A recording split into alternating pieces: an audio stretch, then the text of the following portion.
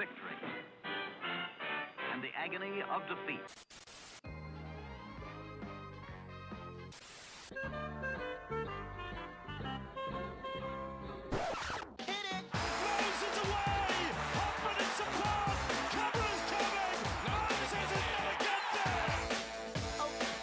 Madison, great ball around the corner, Penasini, he beats them all! Junior Polar out wide, bumped away from Trindle, Sharks coming through, none of them can hold this! Good evening, ladies and gentlemen. Welcome to a live edition of the Tip Sheet Podcast. We're here broadcasting on YouTube on Team Wish Tuesday, as is our weekly writ. I'm your host, John, also known as 4020. Joining me to break down everything happening in Paradise and beyond in the wider NRL is my good mate, 60s, a.k.a. Craig. Big fella. Still plenty happening this week. Very, very weird round one. Blowouts, Golden Point, lots of six agains. We're going to talk about that. There's maybe some final closure on the Zac Lomax stuff. Maybe. Who knows? He might be out of contract in 2 weeks' time. Let's see. But as always, before we do talk football, before we talk Zac Lomax, how you doing, mate? Wait. Yeah. Let it out. Let it out. Get that schooner of realities coming back up on you, mate. There. Now that's about to hit the schooner of reality. That's a new segment that we've got coming up very shortly. John. Yeah, doing okay. I've actually thrown myself straight back into the Parramatta deep end over the weekend because we had lower grade games. We had the junior reps with the girls that we covered on the Saturday. Eels training on Sunday. Went and watched that in the rain. Yes, there is no end to the lunacy standing in the rain to watch the team train on a Sunday morning. Back to training again today. And I think it was a team. Let's just say there weren't too many surprises for me with Team List Tuesday this afternoon, having watched a couple of days of training. Bounce back. Who knows, John? Who knows? We'll talk about that shortly. What about yourself? How have you been? Busy. I had a big catch-up with some family on the weekend, so did a big family barbecue, and that was a good day. Unfortunately, it was a terrible day for the F1 for Oscar Piastri. He crashed out in not even the formation lap, the lap to the formation lap setup. So that sort of took a lot of the fun out of the Melbourne Grand Prix.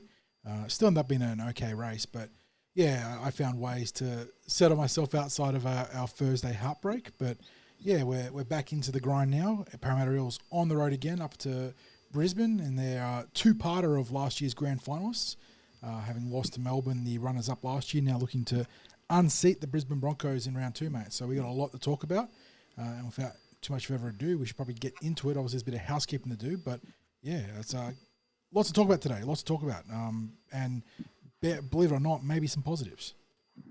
Look, I'm sure we can find positives, John. We're those sort of blokes, I think. Yeah, it's a glass half full or glass half empty schooner of reality, I guess. How do you look at it that way? Well, we'll get to that very, very quickly. But of course, this podcast wouldn't happen without our listeners, our viewers. So no matter what platform that you're watching or listening to this on, if you give it a like and subscribe, that would be great. Of course, we've got our sponsors that we'd like to thank. So Star Partners Real Estate, Auburn, Narellan and Parramatta, and of course the home of the Eels, Parramatta Leagues Club, and of course the big news, just like last week, we have a watch party this week in Sturlo's inside the home of the Eels, Parramatta Leagues Club. Again, we'll be kicking off about 6:30 there. Same as last week. Fantastic prizes. 26 jersey, signed footballs, TCT merchandise, $10 burgers, $10 wings, $5 beers.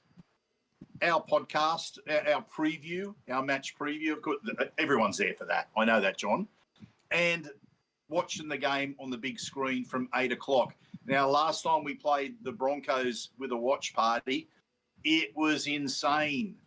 It was that match last year with that win right at the end with the Broncos try disallowed, and it gave us victory over the eventual premiers. One of the best results of the season. Let's hope that we get the same but we had a full house last week. Now, for those, it was a little warm in there last week. However, it's I've been told the air conditioning's been ramped up, it's been fixed, Please. so it'll be nice and cool in Sturlos. It was just lots of bodies in there last week. Oh, look, fair play to everyone that turned out. The atmosphere, barring the actual game itself, or even into the game when we scored first, was electric. It was an awesome turnout, and thanks to one and all for coming out, and hope we can repeat that on Thursday night again this week, and hopefully the Eels can put on a bit of a better product when it comes to playing the 80 minutes and, as Neil was saying in chat, getting to your bloody kick, which is the bread and butter of this game, isn't it? Look, absolutely. And John, whilst we're doing a little bit of plugs, how are you going on your tipping? I was going to bring this up. I'm 4 from 8 in the official TCT, I suppose, competition, but got tripped up on obviously Parramatta. No perfect rounds in the TCT tipping comp, Craig. We got 3 going 7 from 8. The Warriors, NRL Fanatics, Footy Mad Norm, and Eyebrows Anonymous. Surely that's not Talon Da Silva. Surely Talon is not the tipping comp. But the same team tripping up all 3 tipsters, the Cowboys. Everyone was going, not everyone, but a fair few, including myself, went for the Cowboys in Vegas and cost 3 people their perfect round. So I went 4 from 8. I got done in by the Cowboys, by the Eels, by the Broncos, and by the Dolphins. But yeah, so that's where I'm at with tipping. And yeah, look, I'm not going to be tipping against Parramatta too often. I think it's just kind of like a soft rule I've got in terms of it may cost me, again, not rewards for myself, but bragging rights for the year. But it's kind of hard to tip against Parramatta. I feel like it's a code of honour almost to just tip for your team.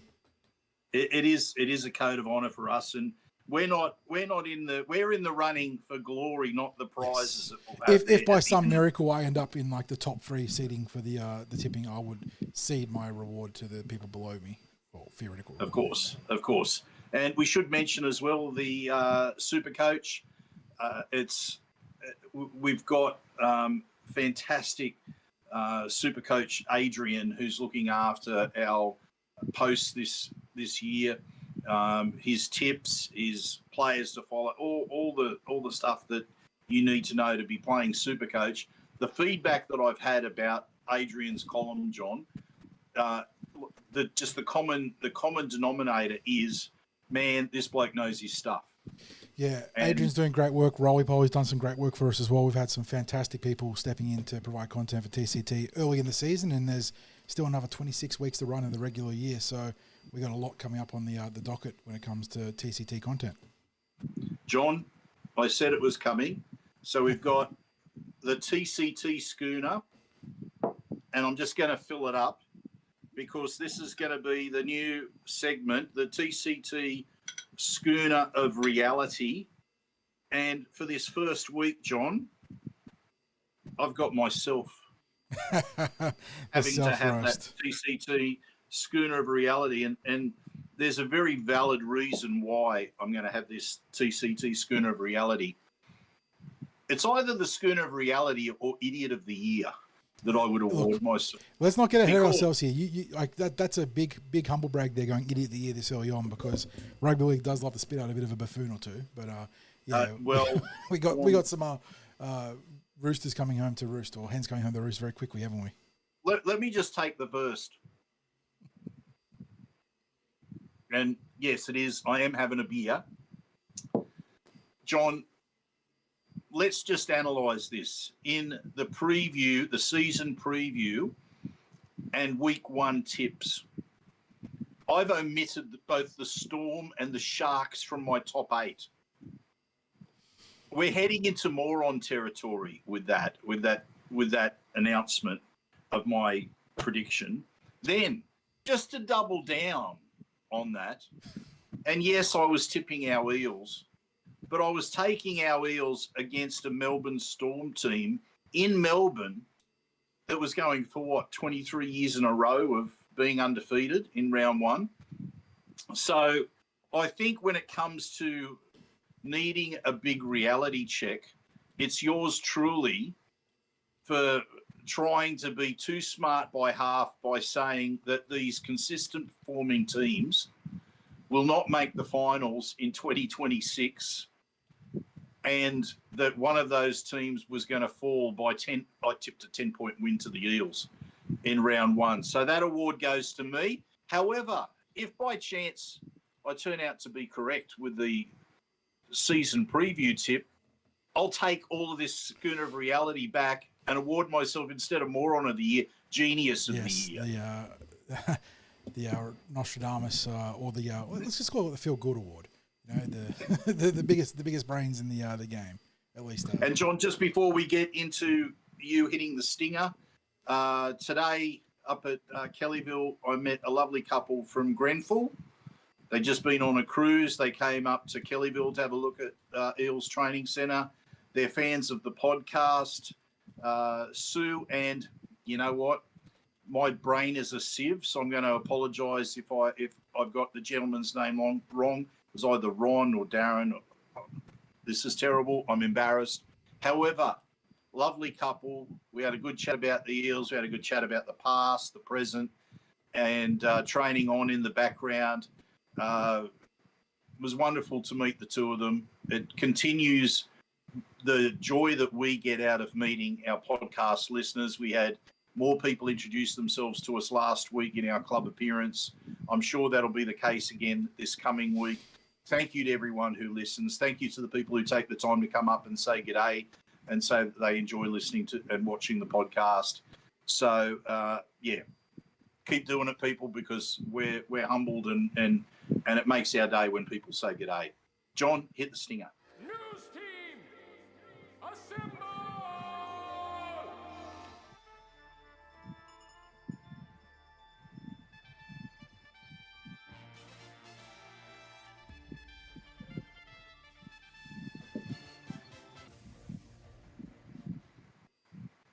All right, we've got Team West Tuesday off the top, mate.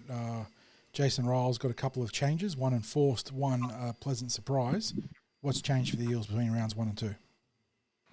Yeah, so, mate, how about you run through that team list and we'll talk about those changes. Yeah, look, Parramatta Eels are wearing the wrath of the NRL on and off the field in round 1, regardless of their own inadequacies against Melbourne. There was some dubious calls, and one of those being J'maine Hopgood being put in the bin for a relatively regulation, I would say, high tackle, that then escalated into a potential 2-week suspension, a grade 2 careless charge levied against Parramatta's middle forward there.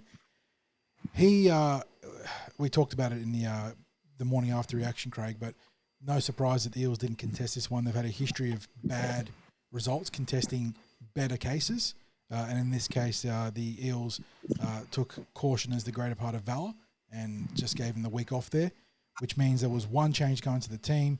We sort of thought that it'd either be someone like Luca Moretti coming in or maybe Jack Williams kicking from the edge into the middle, bringing in someone like Kelmer onto that spare or the now open edge spot, and that's the latter option being what has happened. And then alongside that, we've got some good news on the wing with Josh Adokar back. So Eels line up like this in round 2 against the Broncos. Iyongi's at fullback, Simonson and Adokar on the wings. So that'll be obviously the Foxx on the left there, Bailey on the right. Will Penasini will work with the aforementioned Simonson on that right edge. Sean Russell moves from wing to centre to partner the Foxx. In the halves, it's Jonah Pezzett and Mitchell Moses. Jack Williams starts in the 8 opposite of Junior Barlaw in the 10. Riley Smith at dummy half. Kelma Tuolangi gets the 11 on his back this week, and he'll be down the right edge. Kitione Katonga down the left. Jack DeBellin locks out the scrum. Then on the interchange, Dylan Walker, Sam Tuavaiti, Matt Dury and Talon De Silva. That is the unchanged 4 there. Charlie Geimer comes into that 6-man bench rotation, though, and he works there alongside Joash Papali as the last 2 players in the 4/6-man rotation there. Jordan Samrani, Brian Kelly, and Luca Moretti round out the full Team Wish Tuesday 22 for the Eels. So 2 changes, 1 enforced there by the suspension, 1 a pleasant surprise. The Foxx wasn't due back officially until next week. That was a timeline given by the Parramatta Eels, but everyone knew that the Foxx would be racing the clock to be fit as early as possible, and hopefully he is good to go. I obviously don't want to see him re-injure the thumb, but if he is good to go, that's a big boost for the Eels. John, the Foxx said to us, literally straight after his operation, first time we saw him up at Kellyville, I'll be back round 2. And our good mate, Para Through and Through, in response to that said, mate, you shouldn't be out at all, you're a winger. And to his credit, he's taken his calcium supplements, been on the milk, Yes. and has put himself in a position now to bolster the Eels in a timely fashion because they're taking on a backline that's got plenty of speed. Karapani, Staggs, Shibasaki, Mariner. I mean, Staggs and Shibasaki trend more towards power than speed, but Karapani, Mariner, and then some bloke called Reece Walsh have all got excess speed when it comes to attacking out wide. So Foxx is a big in this week. Look, he is. And he's, for anyone who thinks maybe he was really racing the clock and there's an element of risk, he trained on Sunday, he trained today. It's and there was it's not an 11th hour decision where is he touch and go towards game day. Yeah, he's it wasn't like some sort of fitness test. He had some injury. It's not like he's got a problem with a calf or a hamstring or something like that. It was one of those things where the thumb's either healed or it hasn't, or it's something that he can play with or he can't. And he's, as I said, he trained without any difficulty over the last two sessions. Looked pretty good. Was as loud and as noisy as he ever was. And Jamie in chat's got the right of it. You need his chirp more than his pace. Yeah, the defensive talk and the ability to keep the morale up will be every bit as valuable, if not more valuable, than his speed. 100% correct there. Who have we got in chat there, by the way, John? Plenty of regulars. I mentioned Jamie there. I've got JJ. There's Neil. Chris is there. He was shouting out his mug from the watch party. Phil, MP Byrne, Jeddah, Gary Steele. Who else is there? We've scrolled up. There's MM, Scott Whitney. A lot of regulars there. DT. And I think that's most of the people there. Oh, Paul was there at the start too. Paul, yeah, you were there early on. And then there's Chris Hill. Dave Calgaro, so yeah, a lot of regulars. Fantastic. A bit over 60 people here early on a Tuesday night as well, tuning in. So it's greatly appreciated, guys, especially after a rough week like last week. Eels did not turn out, and we can only hope that for whatever reason their season was just 1 week delayed and they get started this week against Brisbane. Look, we really appreciate people tuning in live because people have got busy lives around this time in I guess what is prime time with TV. It may well be that you're watching one of the broadcasts of 360 or NRL Tonight looping around. Who knows what people have got that much in the way of family responsibilities. So anyone that's here live, we really, really do appreciate it. And of course, as it ends up being the thousands that watch and listen on delay, that's also much appreciated. John, was that enough changes? Could we afford to have made any more changes? Given that the New South Wales Cup, first of all, they had a win, and secondly, they're on a bye this week. So you've got a team full of players that are available it's not going to put the pressure on selecting players out of that team. It's a fair question, isn't it? And there would be absolutely a portion of the fan base that will be asking for more. And I don't think it's unfair. The Eels were terrible in round one. Last year we saw the coach make a number of changes after round one. Kelma Tuolangi, funnily enough, was a player that made way from round one to round two. Now the reverse is happening from round two to round one. He's the player that's coming in by circumstance, by happenstance. I think there's a number of players you could look at as getting a shorter rope. I know that some people have pointed out Jack de Belin, but you saw core errors out of a lot of senior players. Like Junior Barlow had a terrible game. Are you going to drop Junior? I don't think so. Brian Kelly's already made way, and he was seen as a depth piece coming into round one because Sean Russell won that battle at centre. But with the Fox now back in the fold, Russell goes from wing to centre, creates better balance in the left edge there, which I do like. So that was like a natural change there coming in to strengthen the team. And look, the bench as well. Matt Dury got nicked up in the game, didn't help his stint in that second rotation. And then Sam Tuivasa never got into the game because of the concussion, the rather, again, dubious sequence of events that led to Azara Yongi getting put into the head injury assessment protocols that forced Joash into the game. And we mentioned again in the morning after podcast, if he had his time again, would Jason Rolls maybe handle things a little bit differently? Would he have maybe kicked a back to fullback for 15 minutes? Not even 15 minutes because half-time was coming up, so had to navigate about 8 minutes in the first half. would have been better off or better served doing that and then keeping Sam available on the bench? I would argue yes. So that was a lesson learned there maybe for the coach. So I'm not upset that there weren't wholesale changes, Craig. I think you risk more making those wholesale changes early on, being overly reactionary to a terrible ground one result than you potentially gain, especially given that the Eels had a good trend or form line in the preseason last year as well, with the majority of the squad returning in a similar iteration. I think you trust that the squad, the players, they iron their issues out, they start respecting the football more in round 2 and get back into their systems that you know can be quite effective based on what you saw end of last year coming into the season or the preseason this year. Yeah. John, well, let's talk about just very quickly about the chances of a bounce back. First of all, just my final take about week 1 when it comes to the NRL, and we'll go through lower grade and junior rep results in just a sec. But I looked at that and was having a bit of a chat at Eels training today, and I didn't give a plug to this before, but if you haven't been up to the Paradise Cafe in the Eels Centre of Excellence, you should do that, because you've got a great venue there to watch training, because you're not going to get a much better cafe than the Eels Cafe.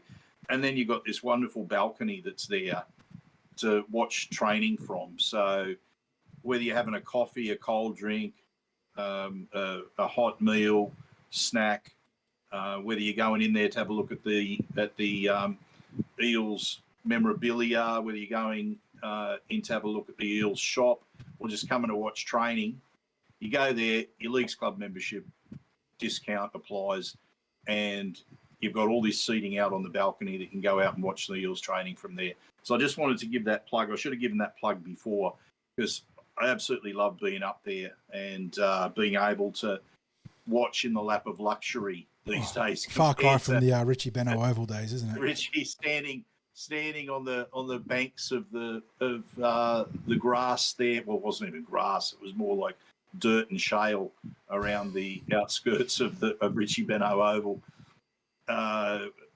Very little in the way of shade, to now actually having a wonderful cafe there to watch football from. So anyway, we were talking, a few of us were talking up there today, and really the Eels were obviously their own worst enemies. They have to be 100% accountable for the loss. They have to look in the mirror. The coaches have to point out all the things that they need to work on to improve. However, let's use a word you like to use, John. There was a confluence of problems that happened, of whether it be referees' calls, a little bit of bad luck around the injury, the head bin, the fact that we put in Talon De Silva as a replacement just before that HIA was called, which then caused Joe Ash to be used, and then we only effectively had one middle forward in Matt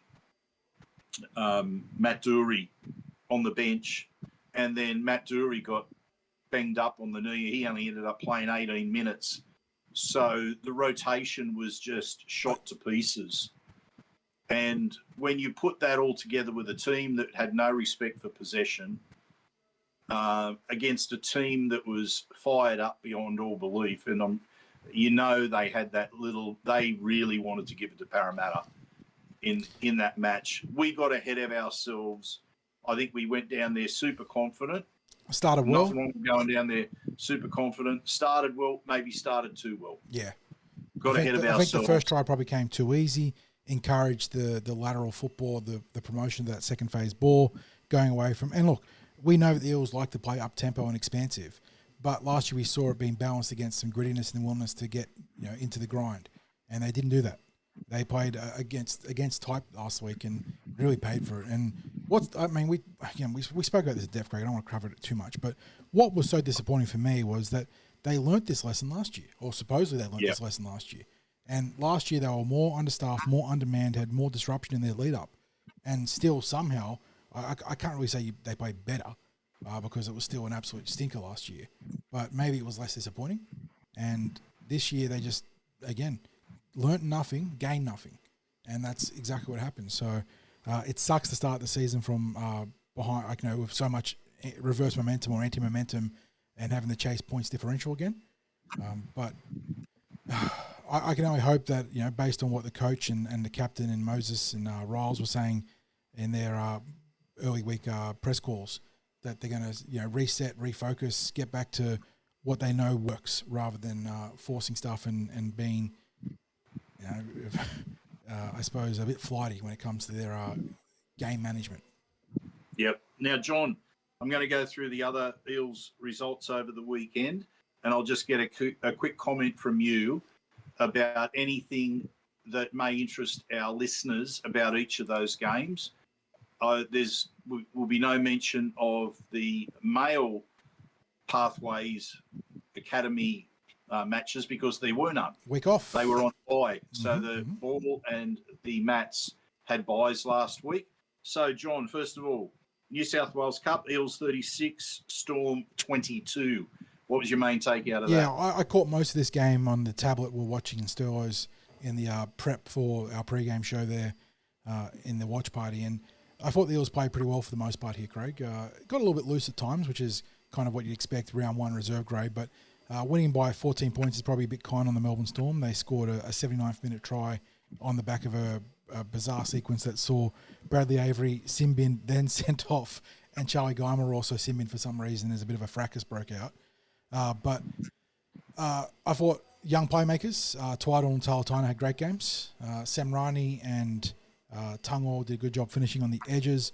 Moretti, the production was good, but you could see it was a little bit underdone. I think that he'll work himself into better game fitness in the coming weeks. I really like what Tiankan Brown did coming into that starting role there, Craig. He obviously had a lot to prove after signing that big extension at the Eels and did a great job in his first game as a starter this year. And then the entire back row looked good. Josiah Finarayuta, Will Latu, Charlie Geimer, both the edge boys getting tries. Josiah off a grubber kick from Lorenzo, Will Latu off a short ball from Lorenzo. That was Arpa and Lorenzo combining in the second half. So I really like what I saw there. I like this team, Craig, and I'm very interested to see what they do later in the season when there is a number of those young players that are going to be pushing into the mix here. We've obviously saw Ryder Talangi playing reserve grade last year.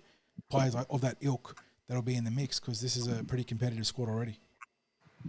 It will be interesting, John, because as you said, it's a young team. It's a young team. There are plenty of players of tomorrow in this group. In the past, we've had some journeymen that have dominated the team at this level. And whilst there might be one or two in the squad that you might, I don't know if you'd use those terms because no one's really got what you would call a mountain of NRL experience, even if they're slightly older. So it's really could be a really fun team to watch this season. John, 28-18 for the Jersey Flag, I believe. Really interesting performance from Jordan Miller. Yeah, I only caught a little bit of this one, so I'm not as usually as well informed as I would like to be. But Jordan Miller was a late call up to the team. It ended up being Corey Lee at fullback and a new face in Cade Mujali, who I'm not familiar with, playing 5'8" from this one. So they didn't go to any of the SG Ball players there, although obviously they had Fletcher, Talangi and Petrus playing up from the 19s. But Jordan Miller was a late season acquisition for the Eels last year. They've spent a lot of time trying to get him into condition, working him into shape. Was a highly touted prospect out of the Tigers, Craig, before he sort of fell out of the I suppose popularity or out of sorts there at the joint venture. But he had a good game, some good impact. I don't think he's in his final form physically, but he looked in pretty good shape, and I did like what he brought there. And look, it's always a tough trip to Melbourne in these circumstances, Craig. 28-18 is a good win when you have to go interstate. And Melbourne, running premiers in the flag, no easy beats. And the Eels got the job done. So you bank those points. They're precious and they count all the same in round one as they do in round 20. Well, I don't know if it's round 27 because of the buys, but round 20X, whatever it is in the Jersey flag. And John, Jordan has reportedly, well, we've had feedback over the pre-season, just which has been like continual updates about the amount of weight that he's dropped over the pre-season, and it's been most impressive. They've been very pleased with how he's trained, the commitment he's had to get into as best shape as possible. So he could be an interesting player to follow coming through the grades.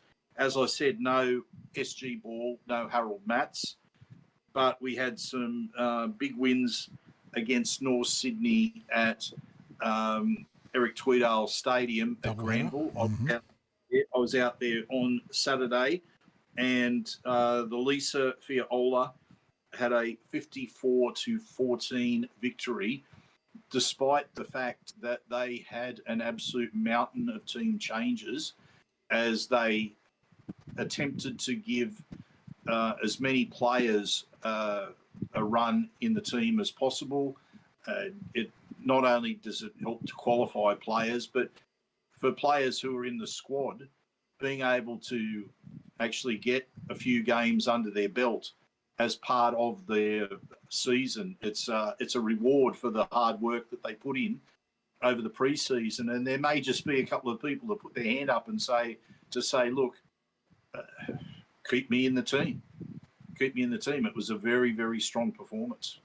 Yeah, I did tell a fib in this one too, Craig, in the preview podcast. I did say that while Sam missed out on playing Thursday night because of circumstance, that we'd see at least one Tuivasa take the field this week. And you mentioned those changes. Poor Lily was put from the starting roster to the 18th player. So there was no Tuivasa in action on the weekend. However, John, let me just say, Sam was out there to support his sister's team, and I spoke to him about it, and he was rattling off all the changes that were the regulars that weren't playing in the match. So that's awesome to see that sort of buy-in, isn't it? I know that there's a sibling connection there. His sister's team. Yeah, absolutely. And that's not the first time too with players, because you've spoken to some of the boys in the NRL in years prior, or last year I think it was, and they knew who Freedom Crichton Rapati was and how well she was doing in the Lisa Fiala. So, again, that whole club mentality is what you build for sustained success, whether you get round one drubbings or not. But, yeah, great win for the Eels here, Craig. We were pretty confident coming into this one. The Bears, their exposed form wasn't fantastic in the Lisa Fiala, whereas the Eels have been one of the dominant teams. They're really, really consistent in this grade for the Eels. Taylor Barr double, Riley Cash double here. I think Hine Rakiti got Taylor Barr, her 2 tries to add to the 5. Yeah. The previous week. What a fall off for Taylor. You know, she's gone from 5 to 2. What next? They're only going to score 1 next week? Come on. But, yeah, they're playing tremendous football.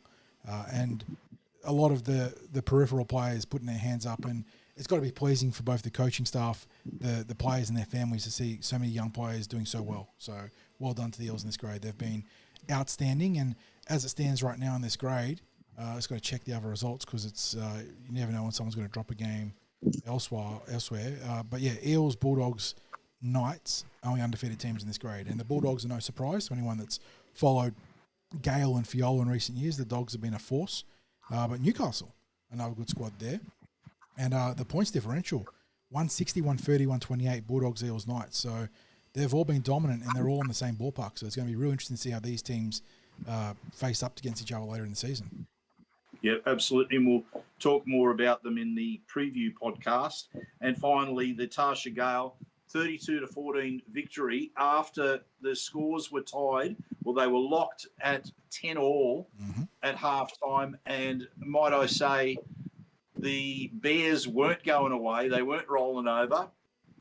And it was maybe some nervous moments as we hit halftime for our Eels, sitting at 10-all with the Bears, because the Bears had a bit of momentum going into the half, but then coming out of halftime, they put the foot on the accelerator, the Eels, got away, and was basically a last 10-second try to the Bears that gave them their own score second half.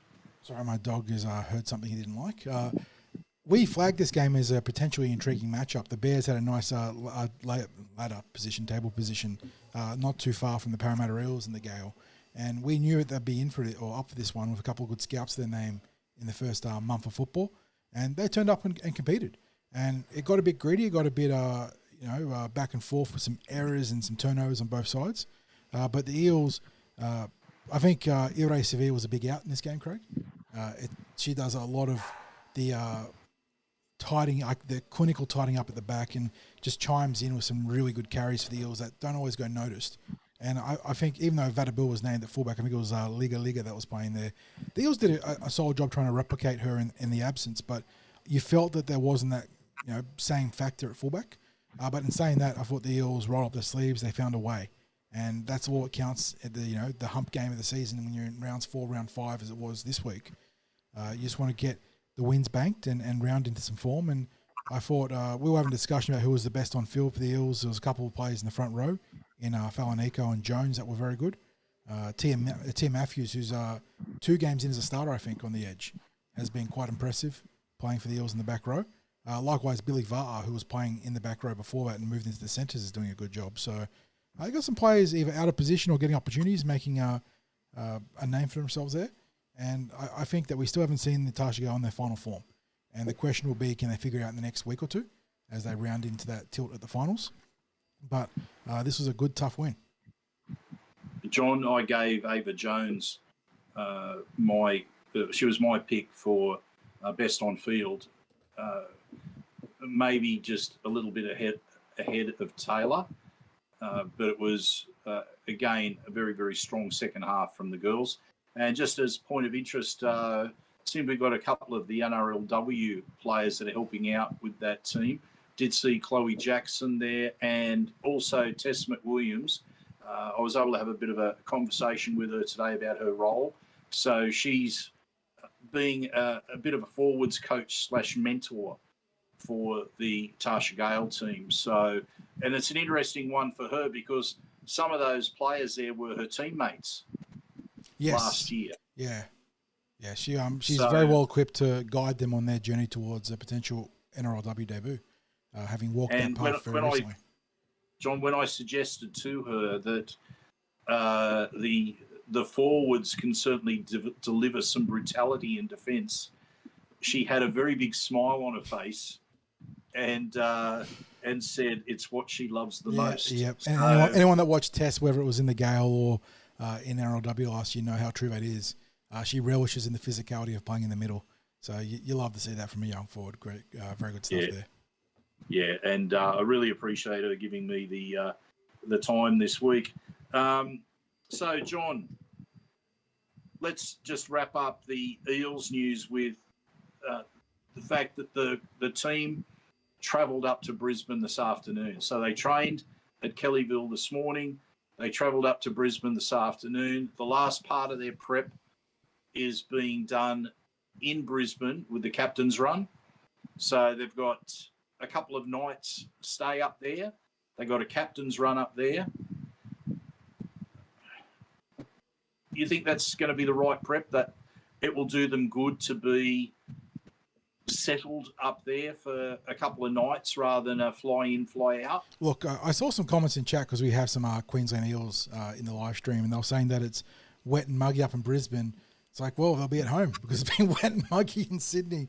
Obviously, the Queensland tropical community can hit a little bit harder than Sydney if it is intensifying. But conditions not too dissimilar to what we're getting in Sydney. So I think it's not too far out of band for what their normal prep is, Craig. Maybe a night earlier than they would sometimes go. But I think that's perfectly within the bounds of reason for the preparation for this game. Maybe, I don't know, just be more... I don't know the word, in tune or whatnot. Maybe just getting away from the familiarity of their regular trappings might help, and just shaking up their preparation a little bit could put them in the gear. It's one of those ones where you're sort of trying to go against type or against trend again, or be a trend buster. So I'm not against it. And the reality is the Eels have got a lot of continuity in their roster, and what they gain this week is probably going to be better than what they lose. And that's not disrespect to J'maine Hopgood. But we've got a guy in Kelman coming in who is a seasoned first grader, and you're getting someone like the Foxx coming back in that really balances out your back line much better. You get Sean Russell back in the centres, you get the Foxx on the wing. So I think that just getting them up there and getting them in the groove or the Brisbane groove makes sense. Yeah. I got no issues with it. Win or lose, I want to portion credit to the move if we do win, but I won't put blame on it if we do lose. I think it's like it's perfect within the bounds of standard deviation for your preparation to go up a day earlier. Mate, now you're throwing statistical terminology out there.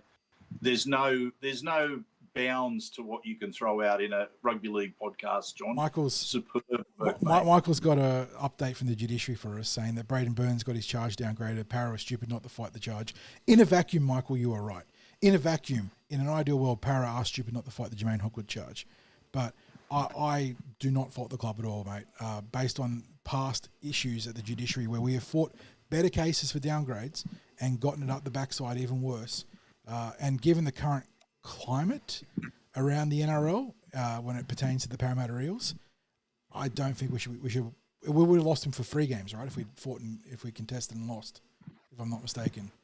So I do not fault the club for discretion being the greater part of valor for him in this case, mate. Because, like I said, just reading into the climate, reading between the lines, I don't think it regardless of our prior shitty history at the judiciary, I don't think it plays out well for us or ends out well for us if we contest this week. It's just and his last name was Hopgood, not Cleary. Okay. Or no, in this case, Braden Burns as well, who got. I don't know how Braden Burns got a downgrade, by the way, Michael. That was a clear cut grade too. That was off his feet, contact at the head. The Cleary downgrade was already a joke. This is an even bigger joke. So, well done to them for, I suppose, dining on our ill fortune of the judiciary and getting the judiciary on a good day otherwise. Yeah. John, any questions about Eels news from our chat? Chris Hill, saying, do we think Sean Russell might get some time off this year, considering he signed with the Bears? That's something that we've approached in the past, Craig, and I think that Brian Kelly had a good challenge at Sean in the preseason, and Sean's outstanding form against the Sharks kind of put that to bed for at least the midterm. Look, if we can salvage the season as we all hope, and we can get into the finals hunt, Jason Ryles is going to play the best man for the job. I think he'll be quite upfront that Sean Russell, if he's the right guy for the job in a finals contending team, will be there. If we fall out off the wagon a bit, I think you might see the path open for some younger players like Nava or Richard Penasini or Alpa Twaddle to get a look in and maybe have a crack at a job here and there. But I think if things go to plan, Sean Russell's playing every week. Yeah, it's hard to argue with that. He's Mr. Versatility. He's Mr. Fix-It in the Eels back line. He's Mr. Consistency as well. So it's very hard to consider leaving someone out who's really evolved as a player. It's disappointing now that we're losing him. Believe me, the money that he's been offered by the Bears, the Eels would not have been able to match that. They paid premium for Sean, and good luck to Sean because he's getting that for I think it's a 4-year deal, is it not? 4 years from the Bears. Yeah. I'm pretty sure we weren't offering 4 years to Sean, and we weren't offering near that money that he's getting, and he may well be, come the end of the season, a bargain player for the Bears, the way that he's tracking at the moment. So, but I would say, John, the only way that we would consider leaving him out would be if we were well out of contention and Jason Ryles did as he suggested last year, which was preparing for the following season. We don't want to be considering ourselves to be out of contention early in the season again. That's a nightmare thought I'd rather not have. Okay, let's go to your interlude, John. I'll quickly go for a couple more questions before we go there. Okay. We've got a couple of people interested in signing news. Not my domain of expertise, Craig. Obviously, we've been linked to Mitchell Barnett in recent times, but the Brisbane Broncos seem to be in the box office position or the prime position there. Been talk of a 2-year deal, somewhere between $750,000 to $800,000 for Barnett. I got to be honest, at that kind of rate, I'm not too fussed if we miss out. I do understand that at some point you have to commit resources to your guy, but 33-year-old middle forward coming off that ACL, I'm not sure if that's my guy. Look, John, I would not have been upset if we had have signed Barnett, but not at that price. Not at that price. I'm sorry. And we've certainly got the young forwards that are coming through, and it's whether you look at the forwards that we've got who are a little bit older and say, are those players capable of doing the same job as Barnett? Now, if you say not, that they're not capable, that there's something about him that elevates him above those players in terms of leadership, then okay, then you have to consider making a play for him.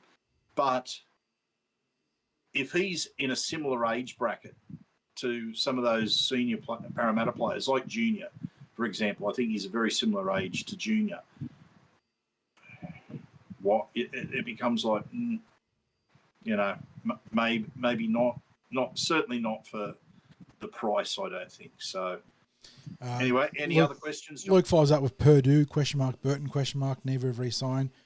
We've been flagged as being interested in Purdue in the past, both, I think, semi-officially in the media and then unofficially, doing the social media rounds. So whatever you buy into that there. I imagine they'll kick the tires on someone like Purdue, Craig. I think he's able to cover centre, 5'8", and maybe even fullback, in a pinch if a Yongi or Joe Ash is out of the mix. Could be tempting. But, yeah, we have to wait and see because he is off contract. So he is a player they're eligible to negotiate with, I'm pretty certain. So hopefully they're doing their due diligence there. Chris Hill says, are there any young forwards we should be chasing? That's something I'm going to do some poking around on that one, Craig, looking at the various flag and cup teams and seeing who's potentially off contract. But I can't figure out on top of my head that, you sort of look at Bai just re-signed with the Titans, and that's probably one of the premier young forwards there. There's a couple of players here and there that maybe, but I think when it comes down to Parramatta is they were in on Keon Kalamatunga. There's no doubt about that. They got outbid by the Dragons on both duration and APY, the average per year, I'm pretty certain. And further to that, at some point you sort of have to do commit. You have to just spend and acknowledge that for whatever reason the Eels can't get. It's not just the Eels. Like, look what the Dragons just paid. It is hard to find value in the free agency market when you're approaching a marquee player. In fact, I would argue that value in its truest sense doesn't exist when you go to the marquee bracket of the free agent market. But at some point, they're going to have to get their guy. Like, they have to identify that player and be willing to put the bit between the teeth and commit to them long term and take the lumps that come with it. You have to take a risk at some point. You can't just play safe forever. And they've got a lot of great young kids coming through, which is why the timing's ideal to go out and find that person, at least in my book. So we have to wait and see who it is. But, yeah, people are suggesting players like Murray Talangi. I think that's a fair looking on the wing. I don't know what his situation is going to be leaving North Queensland. He seems to be on the out of there, but I don't know if he's been linked to another Queensland franchise. But, again, Eels should be kicking the tires on these players. I sure hope they're in. We've got a 5'8" and an outside back who are moving on. And it's not like we have extreme depth when it comes to NRL experience in the outside backs. And whilst there may be players of promise that are coming through, if you're talking about making a premiership challenge, you're going to have to spend on a player or two in those positions going into, certainly at the very least, going into next year. What we found, however, is that a lot of recruitment tends to happen of players that aren't off contract. So you can go and have a look and say, this player is off contract and go chasing them. But invariably what ends up happening is clubs are prepared to release players early. And it may be that they're under salary cap pressure. It's why clubs leave spots available during the season, because other clubs look at parting ways mid-season with players for a whole range of reasons. It might be that they are looking to free up salary cap space. It may be that they're looking to recruit someone in particular and need a spot. So there's all sorts of reasons why players become available. It's not necessarily that it's in the Zac Lomax realms of becoming available. It's a part of rugby league these days that you get those mid-season signings. The Eels like to be in a position to make a mid-season acquisition. Last year, it brought them Dylan Walker. It brought them Talon De Silva. Who might it bring this year? We don't know, because we didn't know that Dylan Walker was going to be available. We didn't know that Talon De Silva was going to be available. And I think we can all agree that Dylan Walker was a great acquisition, a tremendous acquisition. We're still waiting to see what Talon De Silva will bring, because it was a little bit of a mixed bag, which we expected. Coming as a dummy half mid-season, you don't know the players very well. He would have been disappointed with his first week of the 26 season. Also, still a flag-eligible player, by the way. He's turning 21 in April. So, the consistency to his game will come in time. And that may be frustrating for fans, but a reminder that he is only 20 years of age as we have this show live on Tuesday night. So, not the first player to not be fully consistent at that age, Craig, and won't be the last by any margin. Yeah, absolutely true, John. Any other questions? Or I think we'll move on from there, because there's plenty of people being suggested, like J'maine Hopgood as potential recruit. Very fair. If he is off contract, and I can't keep on top of who is and isn't off contract these days, but would absolutely be a solid acquisition for the Eels on the wing. So there's options out there. It doesn't have to be a flashy in that wing position. Doesn't need to be a star, but if they seem to be pretty committed to finding that middle leader, and that's going to be the challenge for them if that's the case. Whether it's going to be a Keon Koloamatangi type player or that tier of player, I don't know, but that'll be the challenge for them to find the hard head to help lead the young generation that's coming through. Yes. So, man, I'm looking forward. What's your musical interlude this week, mate? Nothing too footy related. I'm sure I could make a tie-in about the trial of the Parramatta Eels and the need for a champion to step up and save the day. But for those that have been on top of the TV series as recently, I finished Night of Seven Kingdom a week and a bit ago. Very good watch.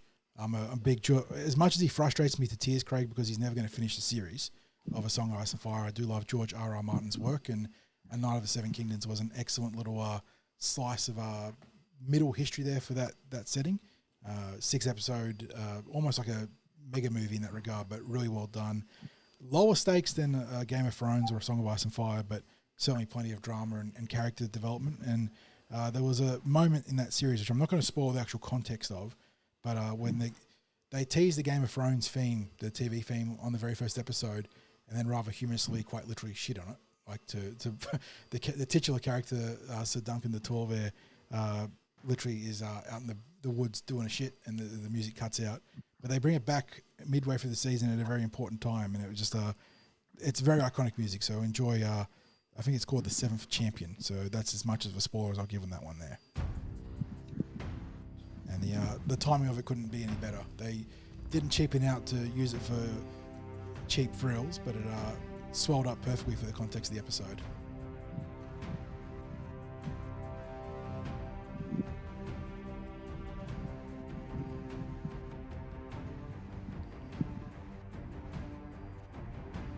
I don't know if you've watched all of a Game of Thrones, Craig, or caught up with No, Yoko's a Game of Thrones person.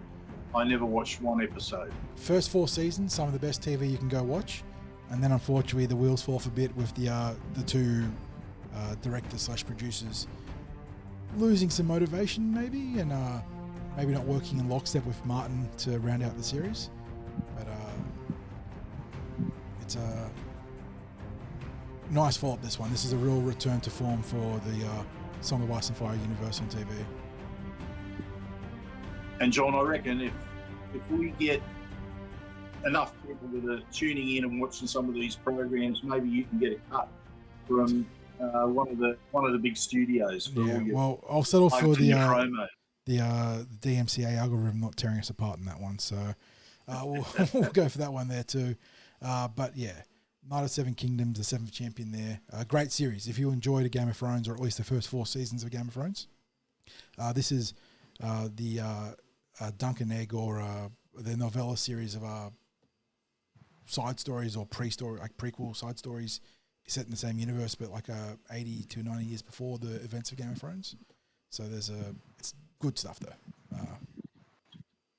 John, I was afraid a moment ago I was about to have a blackout here. I saw the lights dim. Yeah, that's hopefully not a portent of what's happening this week.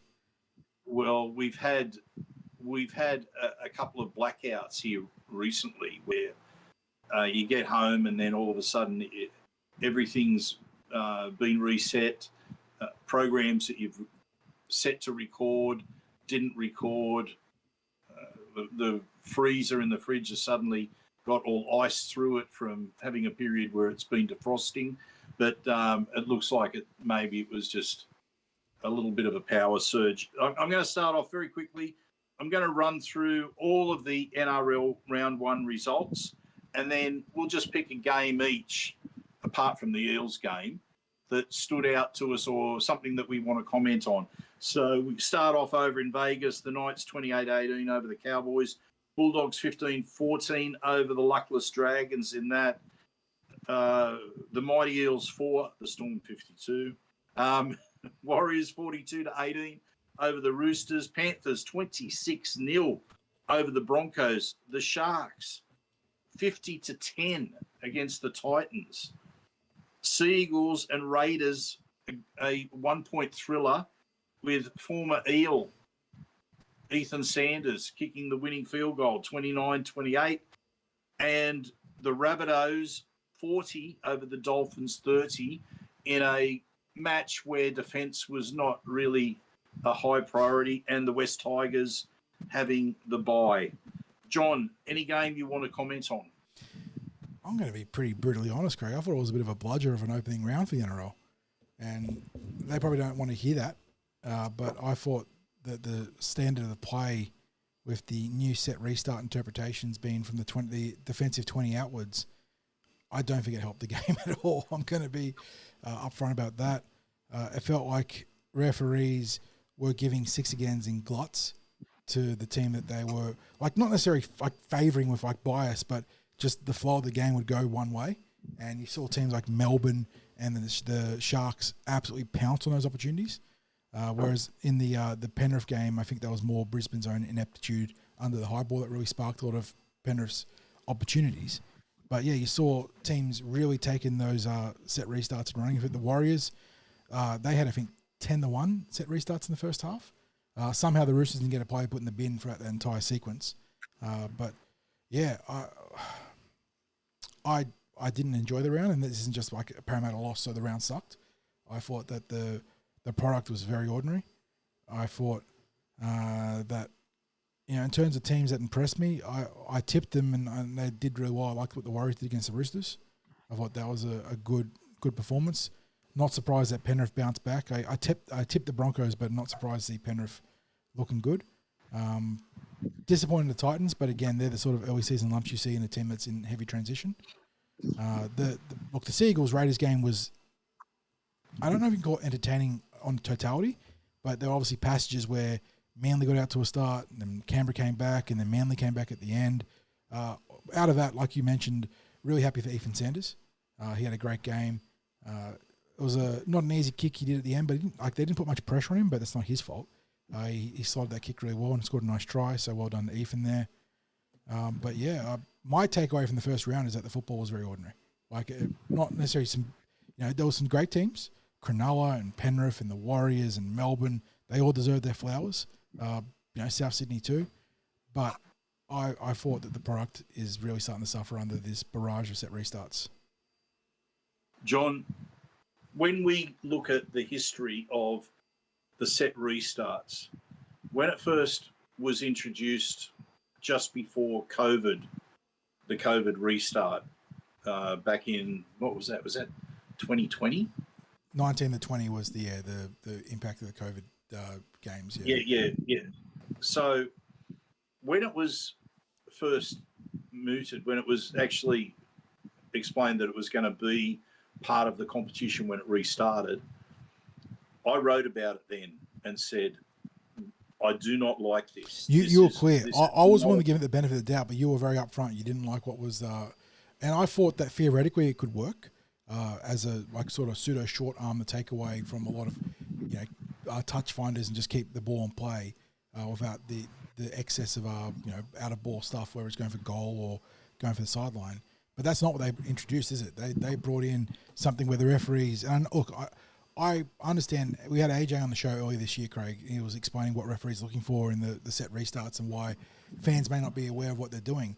It is still clear as mud in the context of a given set restart call why a team gets it. And sometimes you look at that ruck and there was nothing wrong with that ruck as a normal fan. Guy gets up fast, gets to play the ball, and yet it's still a set restart.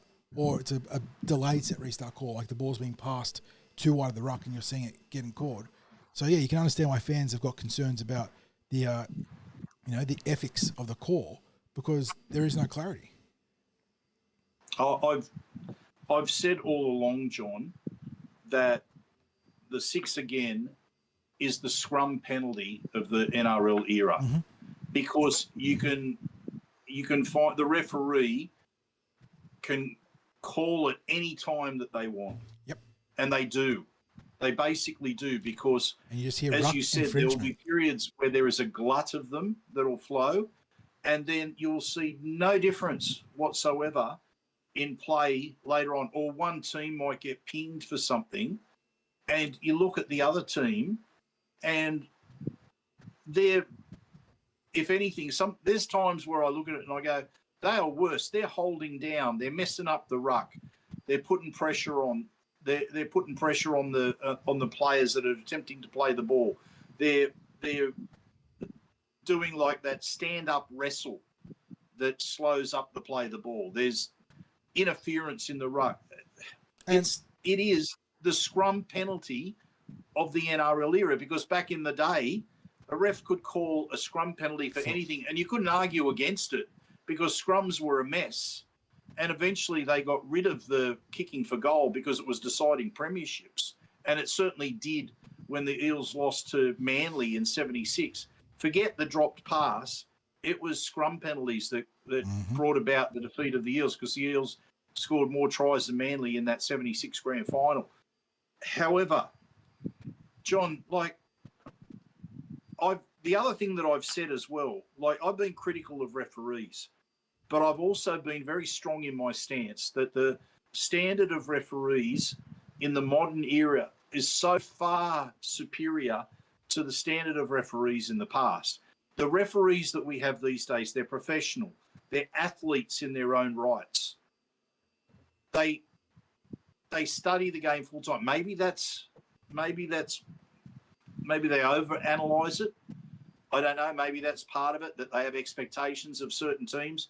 I don't know. But what I do know is that when we get the constant chopping and changing of rules and interpretations, the NRL make the job of the referees so much harder.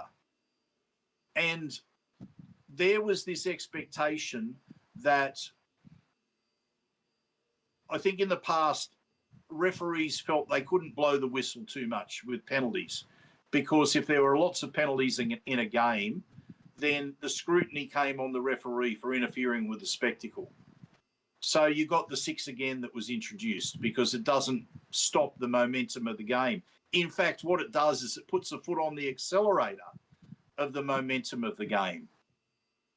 And more fool any team that has an error straight after getting a set restart, because you're possibly missing out on the chance of getting 3 or 4 set restarts in a row if you make an error straight after getting a set restart. What we saw, as you said, with that glut of 6 agains was momentum creation. It was momentum creation. And I'm sure that some of the teams that were on the losing end, that flow of possession that was coming from set restarts really made their job that much harder, because when you get so much possession, so much momentum, the other team is going to be developing fatigue. And I think it's an unnatural fatigue. Oh, yeah. And look, I would have thought our game was fast enough without having the set restarts. And then don't get, I shouldn't raise it because I'm going to get myself fired up. But there's a massive difference between a set restart on the first or second tackle and one that comes on the fourth or fifth. And we all know how frustrating it is that it gets to the last tackle, then all of a sudden you see the ref wave his arm and go 6 again. It'd be interesting for someone to keep stats on that,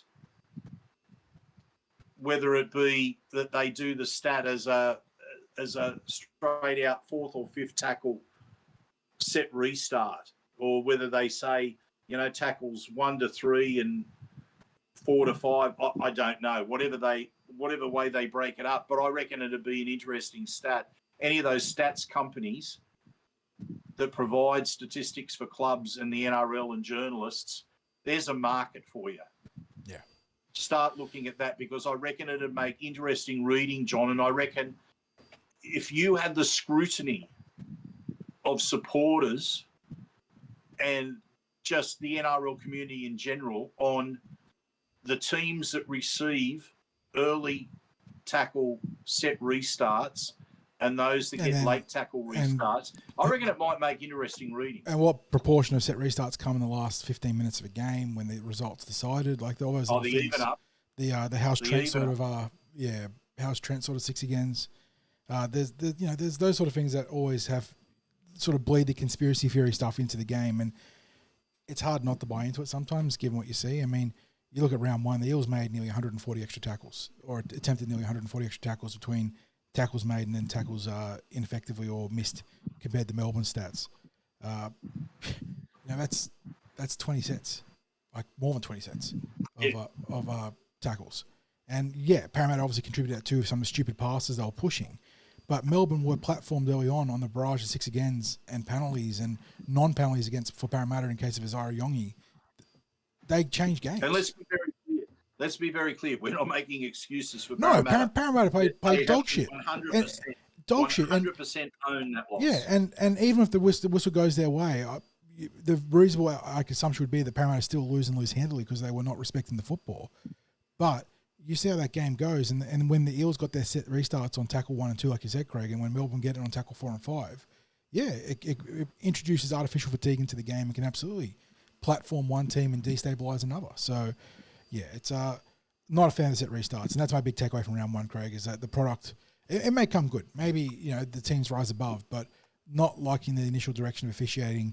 Teams feel like we're going to see more blowouts than ever this year, I feel like, with set restarts being a factor from the defensive 20 outwards, on top of just the way referees almost subconsciously fall into a subflow of the game, where they one set restart becomes a second restart, becomes a third set restart.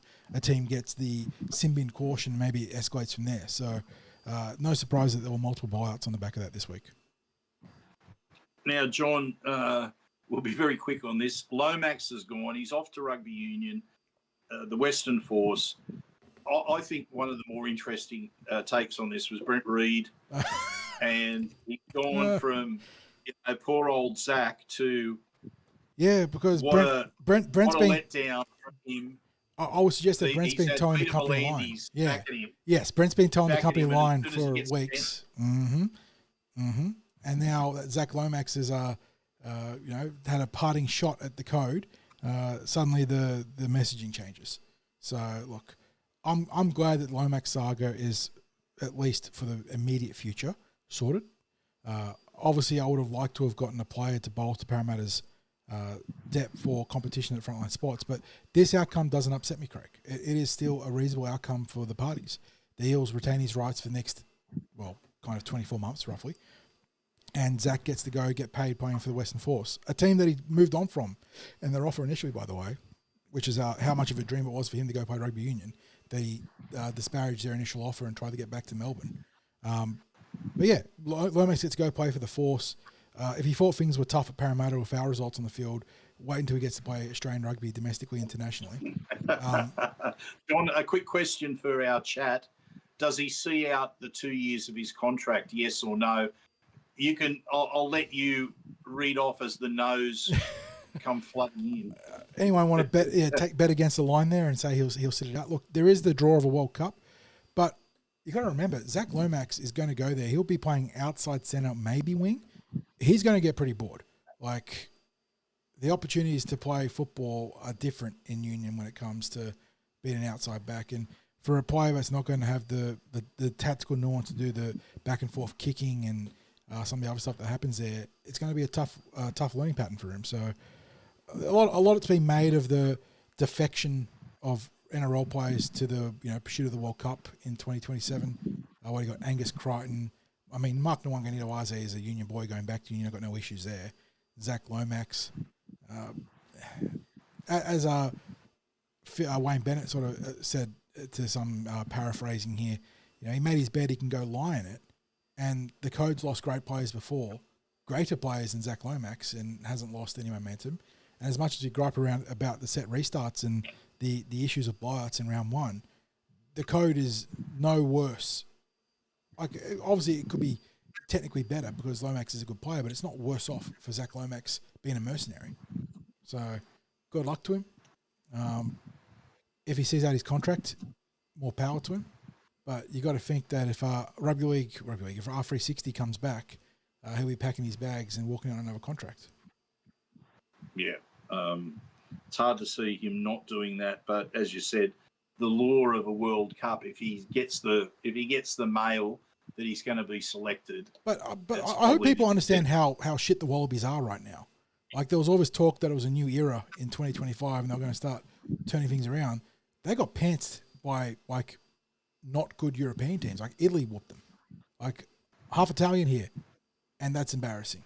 So, yeah, like, the luster of a Rugby Union World Cup is not what it once was. We're not talking about, 2003, Johnny Wilkinson and the Poms coming to Australia, and it's been like a battle of, like, the ultra heavyweight Poms, Wallabies, Springboks and All Blacks. We're talking about it's the Springboks, it's everyone else in Tier 1, then it's the Wallabies, who are, like, getting beaten by Italy. So they're rubbish. And domestically, it doesn't get any better for them. So, yeah. For all this talk about it being a dream to play for, bit of a Jared Haynes statement from him there, wasn't it? It's always been my dream to play for the Wallabies. Yeah. It was. Have we got plenty of no's and any comments there? No one buying into Lomax's stocks of loyalty to the Force or the ARU there. Someone asking about rumours about Lomax being included in our cap. No, he's not. He's not in our cap, to my understanding. We just hold his playing rights. We're not being serviced by him as a player, so it can't count against the cap. Okay, let's move on because NRL broadcast deals are in the news now. The current deal is rumoured to be around about $1.7 billion. It runs out at the end of the 27 season, which then sees for the 28 season the PNG enter to, I guess, to a new era of the NRL. We will have had Perth coming in next year in the last year of the current deal. The NRL absolutely pantsed the AFL with ratings at different times last year, regularly on pay TV. Did we parlay that into any financial advantage last TV deal? No, we did not. We did favours instead. Yeah, this is where it's going to get interesting because we've now seen that Netflix have said they're not interested in getting a deal with the NRL. They're not interested in a whole season of football. They're interested in just events. So it would have been, you would have thought something like State of Origin might have been something that they were interested in, but that's not going to be the case. The NRL has every reason to push for deals that are bigger than what the AFL has.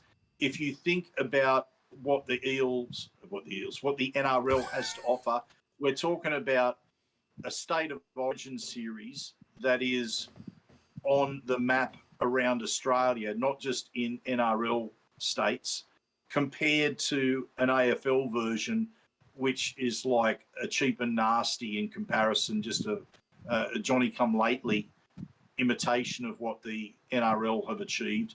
You've got the Vegas promotion, you've got World Club Challenge, you've got international matches, and what's the AFL got that measures up against that? Well, there isn't anything. They can talk about the spectacles of their larger stadiums being full and a TV audience. Well, I don't know that they can boast that TV audience now. I think the NRL has got them covered when it comes to a TV audience. This is where the NRL has to really start to drive home the advantage. Now, we just saw Channel 7 debut an NRL show. I don't know if you caught any of it, John, the agenda setters. I heard about the setup of it. It's not been a great week to consume NRL media as a Parramatta fan. I watched a little bit of 360, a bit of NRL tonight because that lines up with when I prep dinner. But I haven't seen the agenda setters. Okay, so look, it wasn't too bad. Like for an early outing for a new show, not too bad at all. So you had Riccio, Luke Keary, what's his name that's on Triple M? Dan Ganane? No, the former forward. I've got a mental blank. James Graham? Aaron Woods? No. Aaron Woods. James Graham has been on Triple M. I was so it's Corey Parker, Luke Keary, Aaron Woods, David Riccio. Corey Parker, yeah. So it just wouldn't. His name wouldn't come to me. I think this is just. It's not a reflection of him.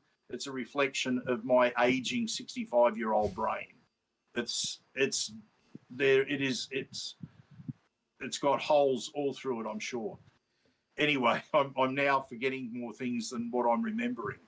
So, I watched it last night. I thought all of the blokes on it did quite a reasonable job, considering they were fresh at working together. They obviously had trial runs to get used to their literally their combination and how the conversation would flow between them. I think essentially that episode was quite well planned, quite well mapped out for a show of that type.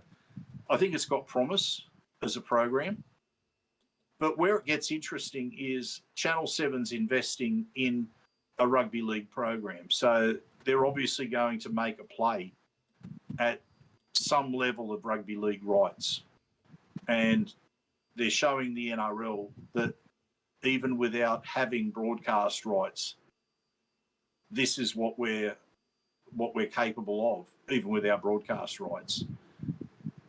Get the broadcast rights, we'll invest even more heavily in it. So I don't know what other people thought of that as I can't say I've got a whole degree of confidence in the administration after what happened last negotiation rights, or last broadcast rights negotiation, sorry. I'm happy for them to prove me wrong, though. I'd like to see NRL get the sort of investment that it deserves or it warrants of its fantastic TV product. In many ways, it's far more made for TV than AFL, which is what you see reflected in the ratings. You know, it's got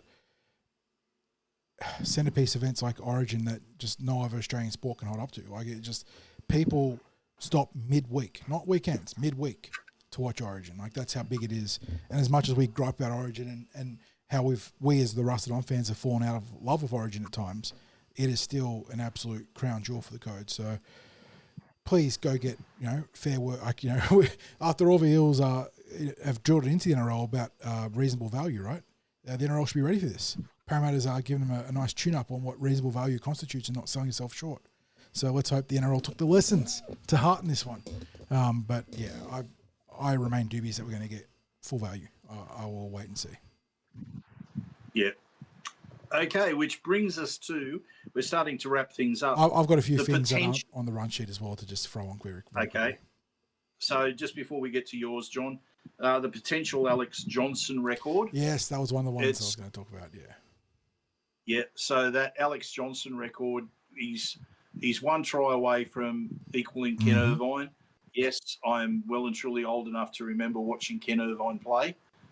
And 2 tries away from beating it. Of course, the big controversy is around whether the crowd should be allowed to stream onto the field for that. Now, you can imagine the chaos if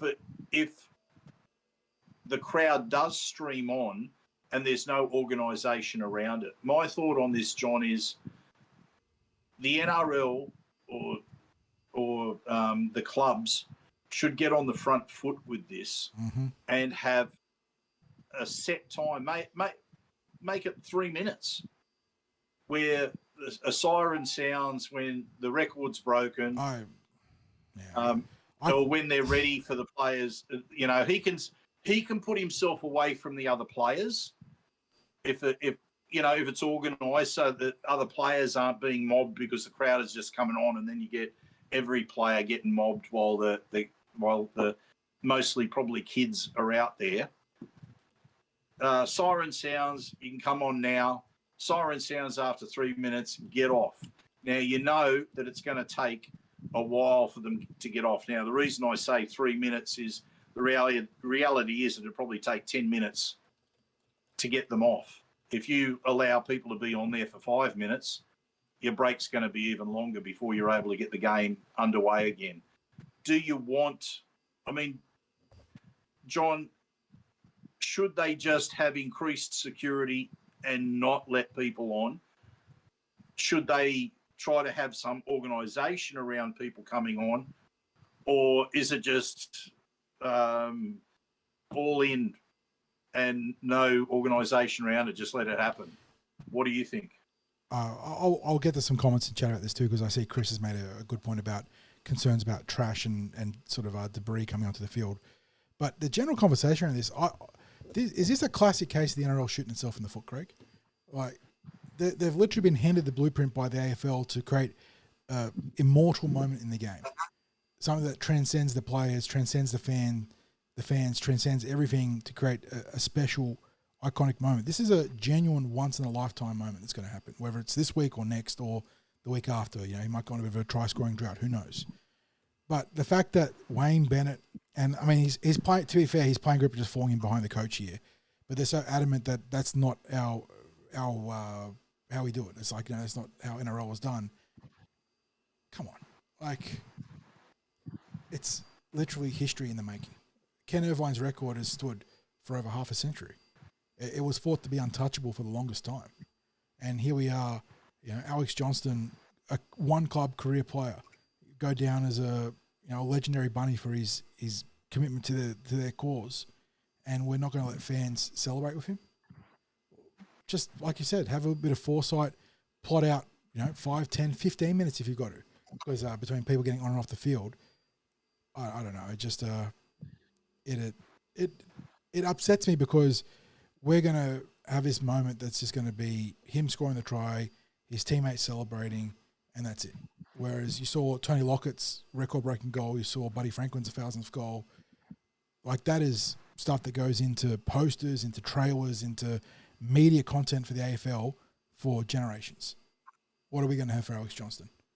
I don't know. It's just and like, yes, there is stuff to deal with, like Chris raised about debris and trash on the field, and obviously there's player safety concerns. But if the AFL can do it, why can't the NRL? Like, that's where I'm at right now. See, my concern is that if the NRL don't plan around it, there's not going to be enough security guards to stop a swarm of people. My brother was at the Buddy Franklin game. His mates bought tickets and they went, and there were cops everywhere on the perimeter.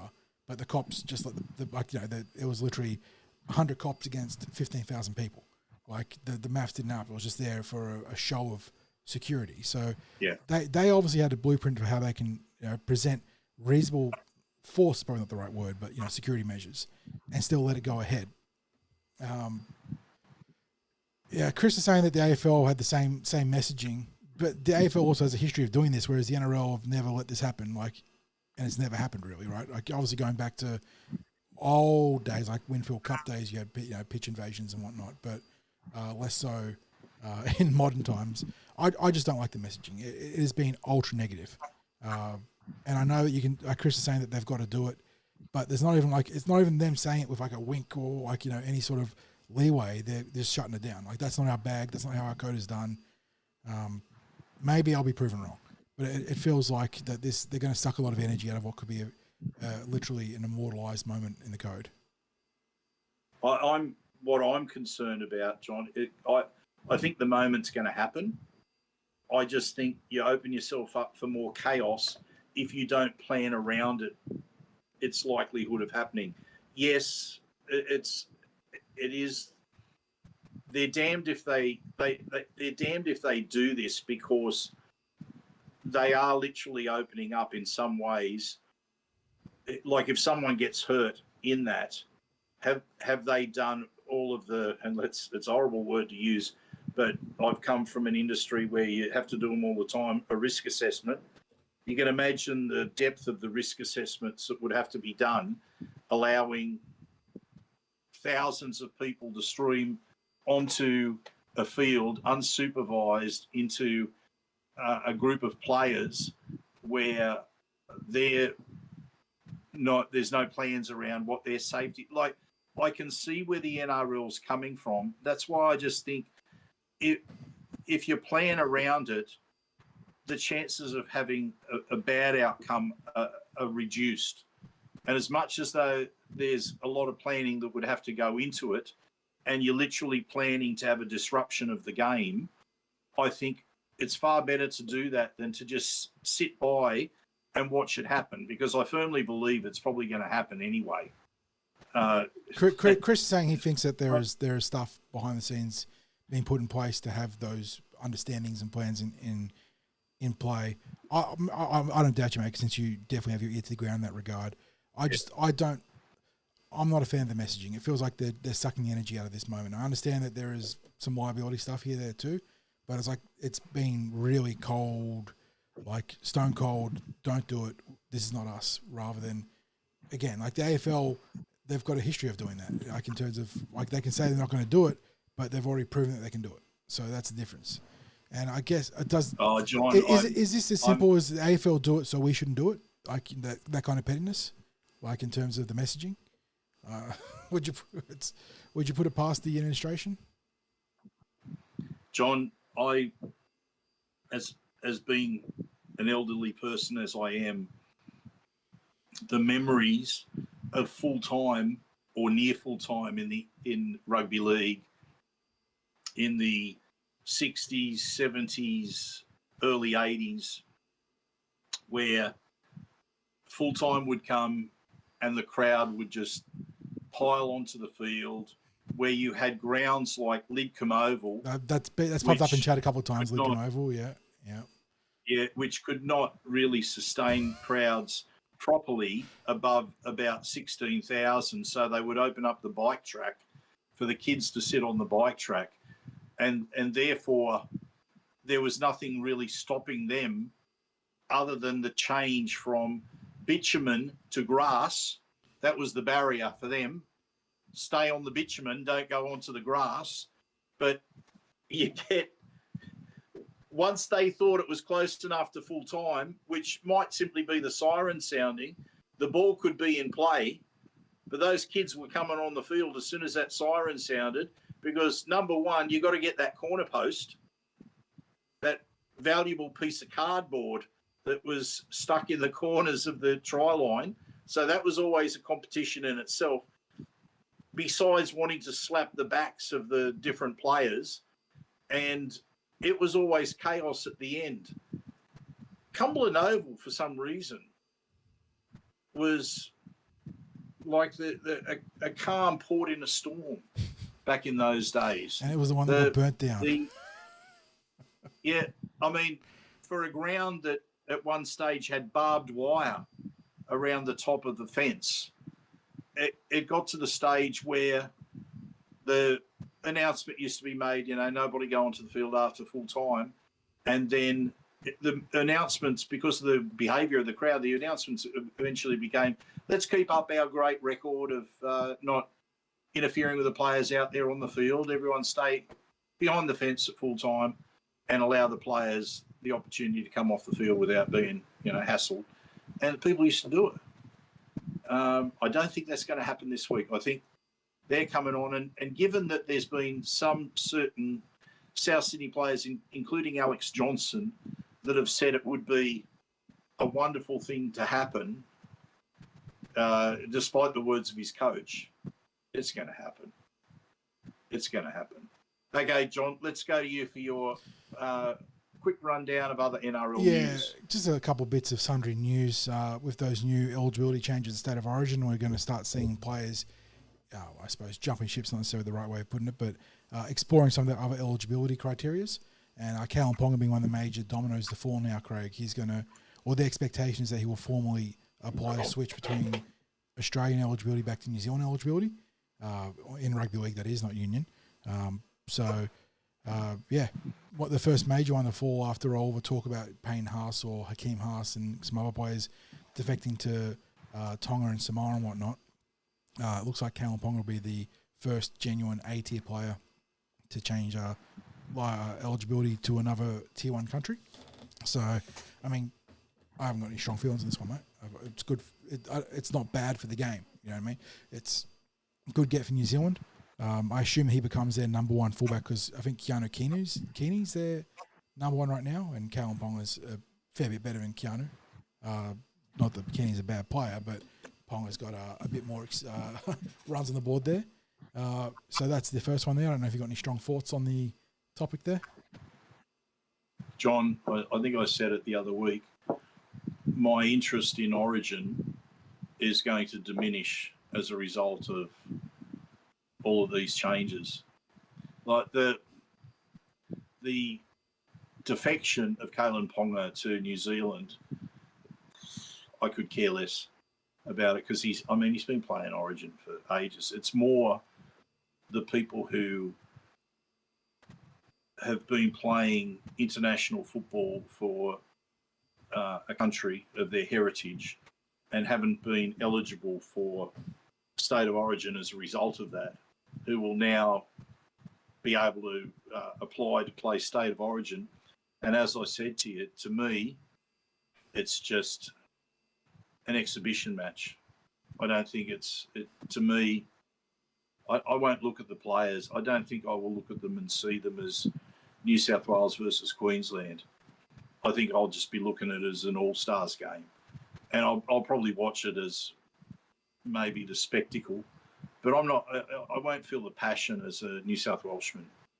Now, honestly, I won't, because what we're going to see, and this is a prime example of it really with Kalen Ponga, is it used to be a pathway to Australian selection if you performed well in Origin. Now, that probably was a bit more the case if you had a mid-year test, but it was still a good stepping stone to Australian selection that performed well in Origin.